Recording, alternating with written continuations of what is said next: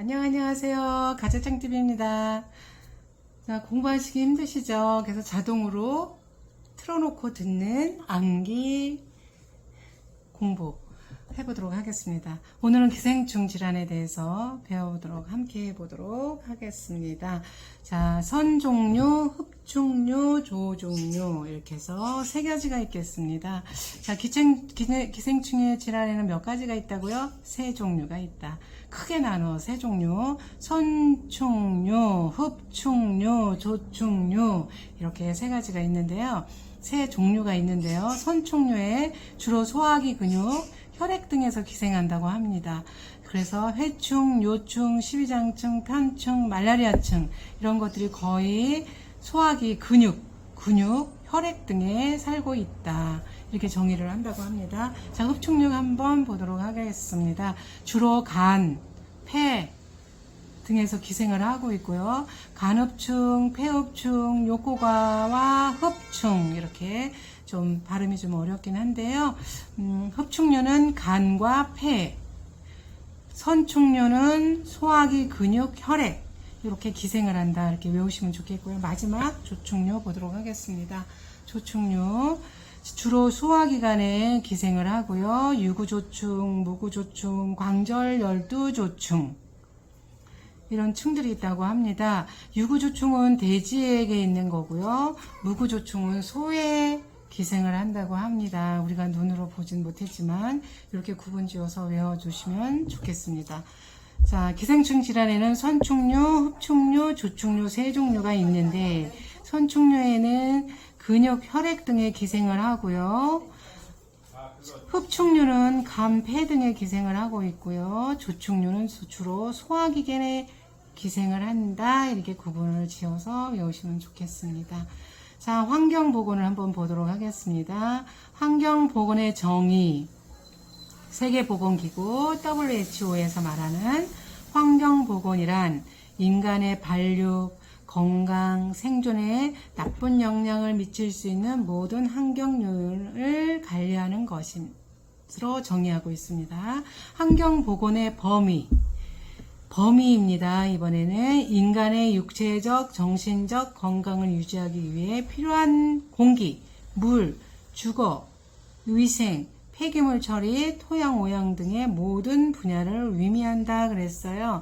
자, 환경보건의 정의와 범위가 있습니다. 환경보건의 정의, 환경보건의 범위가 있는데 정의는 WH가 들어가면 정답이 되겠죠? 네, 환경보건의 발육, 건강, 생존에 나쁜 영향을 끼칠 수 있는 것들 그리고 환경보건의 범위는 인간의 육체적, 정신적 여러 단어들이 들어가면 거의 정답이 되겠죠? 자, 그래서 공기, 물, 주거, 위생, 폐기물 처리, 토양오염 이런 것들을 환경보건의 범위로 삼고 있습니다. 자주 헷갈리는 문제로 정의와 범위 잘 들어두시면 좋겠습니다. 기후와 건강, 기후의 3대 요소는 기온, 기습, 기류 이렇게 세 가지가 있다고 합니다. 실내 쾌적 기온은 18도씨, -8시, 2도씨라고 합니다. 쾌적 기습은 40에서 70%. 자, 기후의 4대 온열 요소는 기온, 기습, 기류, 복사열. 자, 체감 온도는 감각 온도라고 합니다. 인간이 기온, 기습, 기류 등을 통해서 감각적으로 느끼는 온도를 체감 온도라고 한다. 이렇게 정의를 하고 있습니다. 대기 오염의 지표, 실내 공기 오염의 지표, 이산화탄소 CO2, 대기 오염의 측정 지표, 황산화물 SO 이렇게 대기 오염의 지표를 삼고 있습니다. 자, 군집도 한번 보도록 하겠습니다. 군집도. 환기가 불량한 좁은 공간에 많은 사람들이 밀집해 있으며 실내 기후가 물리적, 화학적으로 변화하면서 불쾌감, 두통, 현기증 등이 생기는 현상이다. 이렇게 정의를 하고 있습니다. 자, 수질 오염의 지표 보고 가도록 하겠습니다. 자, BOD 하수 오염의 대표 지표. BOD가 높으면 오염도가 높음. 자, 스펠링 영어 스펠링으로 나오죠. BOD 그러면 하수오염 대표 지표. BOD가 높으면 오염도가 높은 것이다. 그 다음에 DO 물에 녹아있는 산소의 양. BOD가 높으면 DOD가 낮아지는 특징을 갖고 있다고 합니다. 자, 다시요.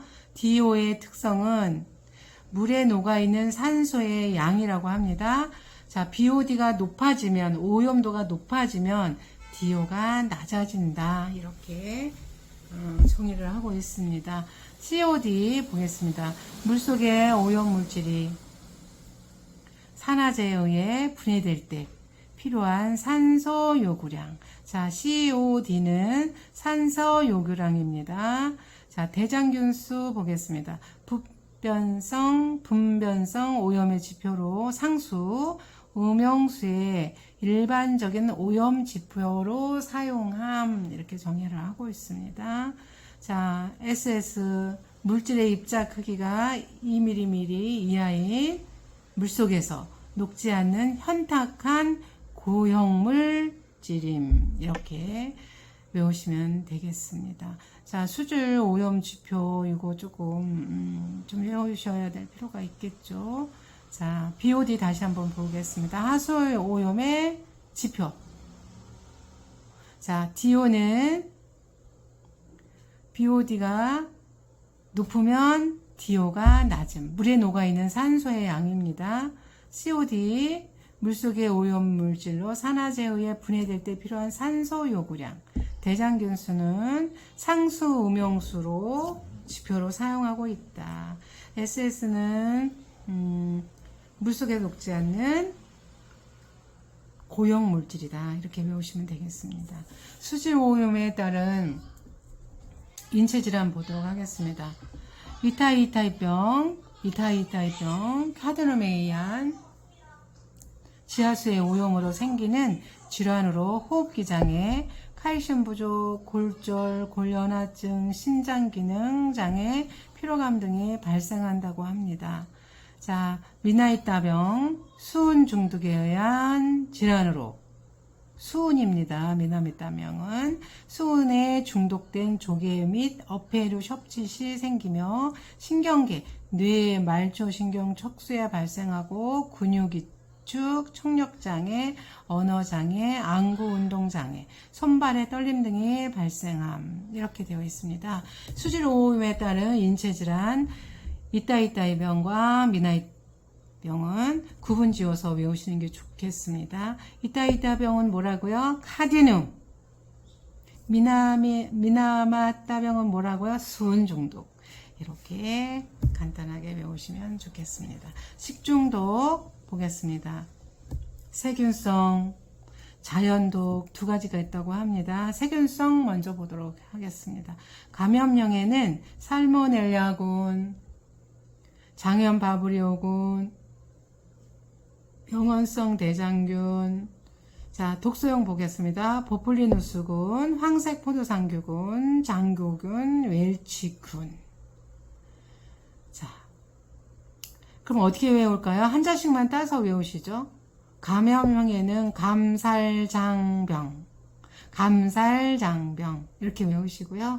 독소에는 독보항장웰, 이렇게 말을 좀 만들어서 외우시는 것도 좋겠습니다. 좀 어렵습니다. 자, 자연독 보겠습니다.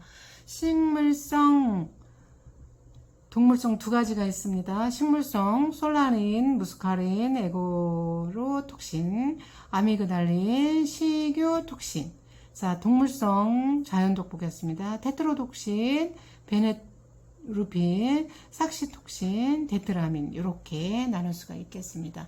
오늘도 식중독까지, 기생충에서부터 식중독까지 한번 같이 읽어보았습니다. 자, 계속 반복해서 들으셔서 외워질 수 있도록 우리가 사지선다형이니까 찍을 수 있도록 이렇게 공부를 하시면 좋겠습니다. 오늘도 함께 해주셔서 감사하고요. 구독, 좋아요는 사랑입니다. 감사합니다.